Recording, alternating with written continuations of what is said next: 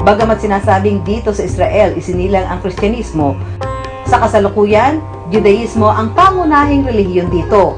Tinatayang nasa mahigit 70% ng kanilang populasyon, mga Hudyo. At ang pinakamahalagang lugar para sa kanila, ang susunod namin pupuntahan. Ang 2,000 talampakan na pader na ito ang tinatawag na Western Wall at kilala rin bilang Wailing Wall dahil iniiyak nila sa Diyos ang kanilang mga panalangin. Naging piping saksi raw ito sa pagpapalit ng mga hari, giyera at libu-libong taong kasaysayan ng Israel. Tanghaling tapat ngayon at narito tayo ngayon sa mismong Western Wall, yung mga Hudyo, yung mga Jews, no? Dito nagpupunta sa gilid ng wall na ito, nagsusulat sila ng kanilang mga dasal at sinusuksok dun sa mga sulok doon at saka sila magpe-pray. Bali, kasi ito yung tinatawag na gateway to heaven. Diba, San?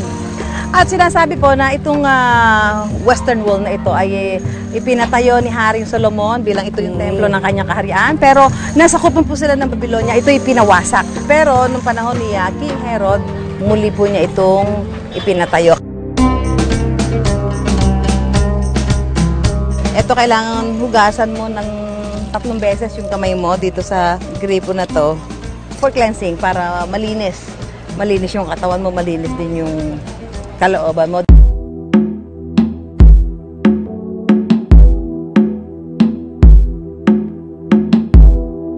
Dahil itinuturing na banal na lugar ang Western Wall, magkahiwalay ang lugar na pinagdadasalan ng mga babae at lalaki.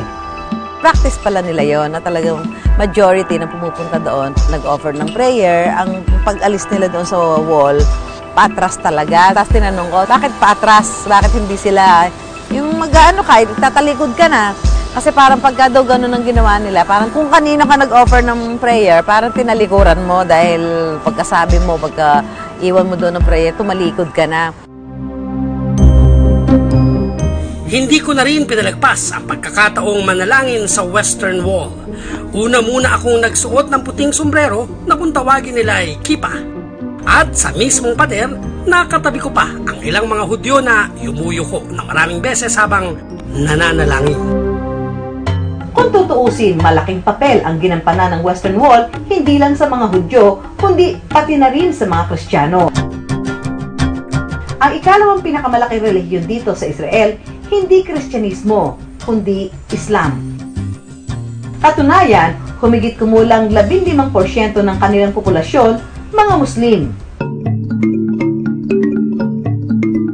Mula naman sa tuktok ng Mount Olives, tila kumikinang sa malayo ang gintong mosque na ito na nasa loob ng walled city ng ancient Jerusalem. Sa aking likuran, makikita natin ang Dome of the Rock. Yan ang ikatlo sa pinakamahalaga at pinakasagradong lugar para sa mga kapatid nating Muslim.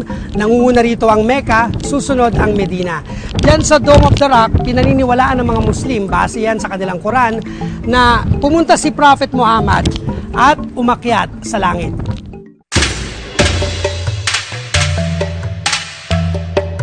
Pero ang lupang kinatitirikan ng mismong Dome of the Rock, may mas malalim pa palang kwento na mahalaga sa pananampalataya maski ng Hudyo, Muslim o Kristiyano.